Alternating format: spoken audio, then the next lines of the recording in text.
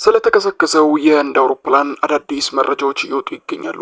ይህም ብቻም አይደለም፣ የተከሰከሰው አውሮፕላን ብላክ ቦክስ መገኘቱ ምናልባትም ህይወታቸውን ላጡ ቤተሰቦችም ከፍተኛ የሆነ እፎይታ ይፈጥራል ተብሎ ይጠበቃል።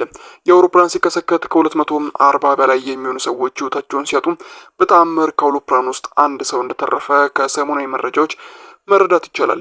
በአውሮፕላን ውስጥ ያሉ ሰዎች ብቻ ሳይሆኑ ከአውሮፕላኑ ውጪ ባሉ በተከሰከሰበት አካባቢ የነበሩ 8 ሰዎች የአውሮፕላኑ ሰለባ እንደሆኑ ጭምር ታውቋል።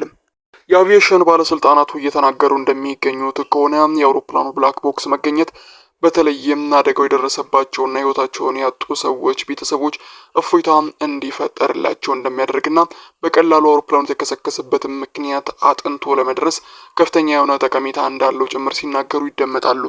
እንዴት በቀላሉ መረጃዎችን ማግኘት እንደሚቻልና የተከሰከሰበትን ምክንያት በቀላሉ ለማጥናት እንደሚያገለግል የተጠየቁት የአቪዬሽን ባለስልጣናቱ እንደሚናገሩት ከሆነ ከመከስከሱ ከ28 ደቂቃዎች በፊት በተለይም አዲስ ያልነበሩ ድምጾችና የተቀዱም በዚሁ በብላክ ቦክስ ውስጥ ያሉ መረጃዎችን በቀላሉ በመመርመር የተከሰከሰበትን ምክንያት በቀላሉ አጥንቶ ለመድረስ ጥቅም ላይ ሊውል እንደሚችል ጭምር ነው እየገለጹ የሚገኙትም።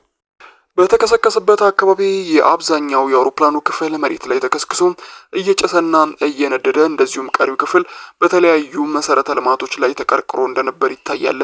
ከዚህም ጋር ተያይዞ ህይወታቸው ያለፈ ከ240 በላይ የሚሆኑ ዜጎች ቤተሰቦች የሟች አስክሬን እንዲመለስላቸው ተማጽኖ ላይ እንደሚገኙ መረጃዎች ይጠቁማሉ።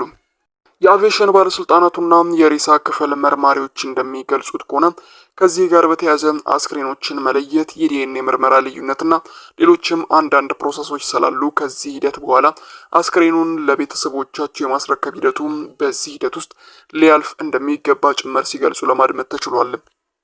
የኤር ኢንዲያው ዋና ስራ አስፈጻሚና ባለስልጣን አደጋው በደረሰበት አካባቢ በቅርቡ ደርሰው ነገሩን የተመለከቱ እንደሆነ መረጃዎች የሚጠቁሙ ሲሆን ነገሩን ከተመለከቱ በኋላ እጅጉን ልብ ሰባሪ አጋጣሚ ሲሉ መግለጻቸው ተሰምቷል።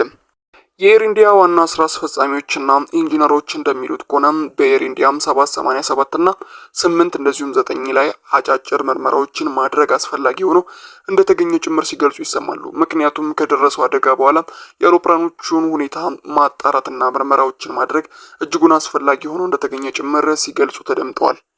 ይህ ተከሰከሰ የተባለው አውሮፕላን በአመት ውስጥ ከ2 ጊዜያት በላይ ወደ አሜሪካና ወደ ተለያዩ ስፍራዎች በረራዎችን ሲያደርግ የቆየና ስራ ላይ የነበረ አውሮፕላን እንደነበር ጭምር ባለስልጣናቱና የአቪዬሽን ባለስልጣናቱም ሲገልጹ ለማድመጥ ተችሏል።